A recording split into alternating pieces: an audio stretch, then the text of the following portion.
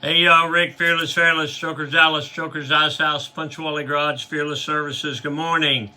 How you doing, all right? Today is Sunday, June the 1st. Is that right? June the 1st, 2025, year of our Lord, season number 3, episode number 152. In today's show, we are going to talk about CB radios. Let's go.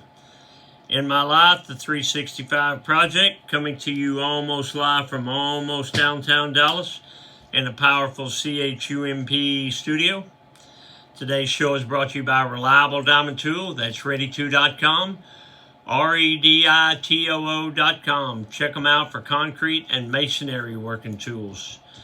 Also brought to you by Simpson Motorcycle Helmets. If you got a $100 head, you should wear a $100 helmet. But if your head is priceless, like mine, you should wear a Simpson. They are the best. We are a dealer. StrokersDallasMerch.com. Spire, S-P-I-R-E Construction Inc. They are a full-scale residential general contractor. They can do anything from your roof to your floor, your heating, your air conditioning, remodel your kitchen. What you got? SpireConstructionInc.com. Tell them I sent you. Maverick Harley-Davidson, Longhorn Harley-Davidson, the official Harley-Davidson dealers of Strokers Dallas and Strokers Ice House.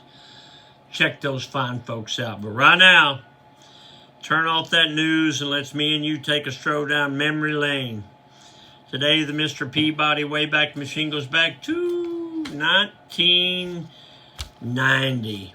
In 1990, CB radios were pretty popular. I think they're still popular with the truckers. I first started using a CB radio in the 70s. Remember, there's no cell phones and there's no texting and no any of that mess. So in 1990, 91, we would go to Sturgis as a group with some friends, and so we all had CB radios. So I was in the truck one day practicing on my CB radio, and Biggin was with me, and we were talking to somebody, and he was headed to Cowtown. Biggin said, "Dad, where's Cowtown?" And I said, "It's Fort Worth." And she said, "Well, if Cowtown is Fort Worth, what do they call Dallas?" And I said, "Just Big D." She said, "I think they should call Dallas Dogtown." We had dogs. I said, "Well, that's pretty good. That's pretty good." So we started calling it Dogtown. Remember, even in the 90s, I think I had a truck phone. I don't know if I had a truck phone in the early 90s. I think I did. I know I did. I had a truck phone, but there was no texting, and you were charged by the minute back then, and it was so expensive to use cell phones. So the CB radios were all the rage. Everybody's doing it.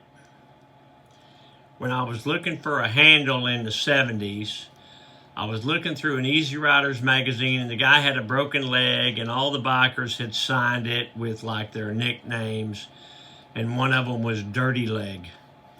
And I thought, that sounds pretty good. Looking back, I think, I probably could have come up with something better than that. But that was the handle I used for many years doing the CB radio. Remember the CB radio song they had? Was it something McCall, W.C. McCall or something? Remember, that was a good song. Crashed them gates doing 98. I said, "Let them truckers roll." Yep. Did you have a CB? What was your experience there? What was your handle on the CB radio? Let's hear that. Let's check the truck. Check that truck, you big old... Woo! Check out these chocolate brown chucks. They are handsome. I don't like to brag, but they are. white toe, double black racing stripes, boot bottoms, Caney Ford vent hose, black and white logo, brown shoestrings, one eye down, double knotted for safety. These are, say it with me now, these are some handsome chucks. You want to check the, yes I do.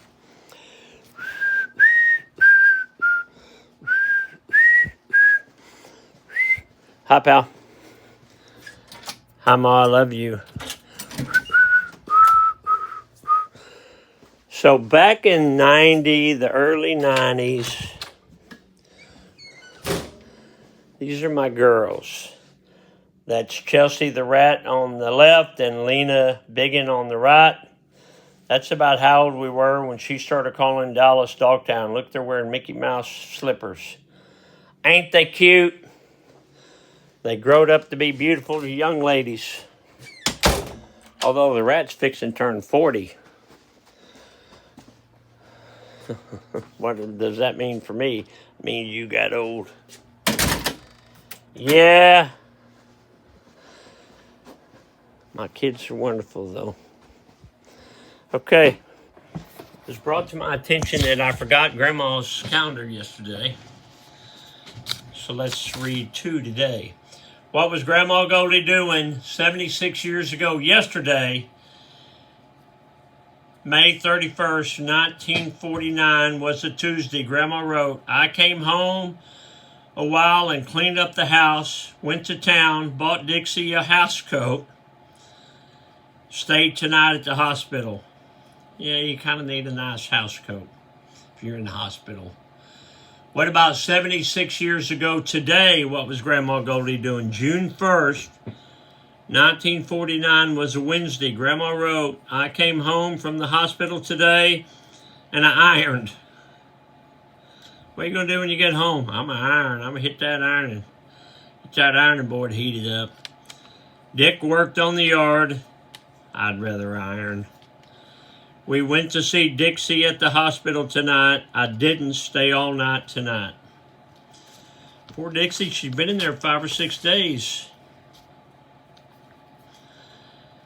Dad joke, a woman who dated 50 ghosts finally married one. She found her boo.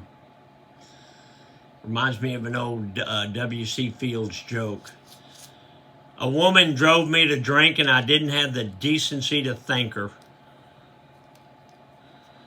Get off the couch, a motivational minute. Believe you can, and you're halfway there. True.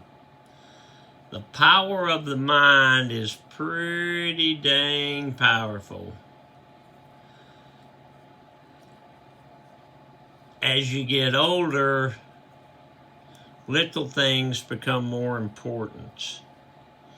You use your mind in different ways. As you get older, you get tired.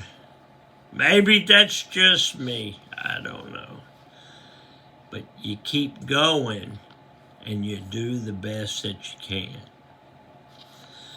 Today is Sunday, so we have live music at Stroker's Ice House. That's always a good time. And if you've never been here, there ain't no place like this place. So if it's not on your bucket list, it should be. If you see me walking around, just say, hey, Rick, I'd love to shake your hand and meet you. All right. I hope everybody has a wonderful Sunday, June the 1st. I got to go. I got Sunday things to do. Love you, Alice. Bye, y'all.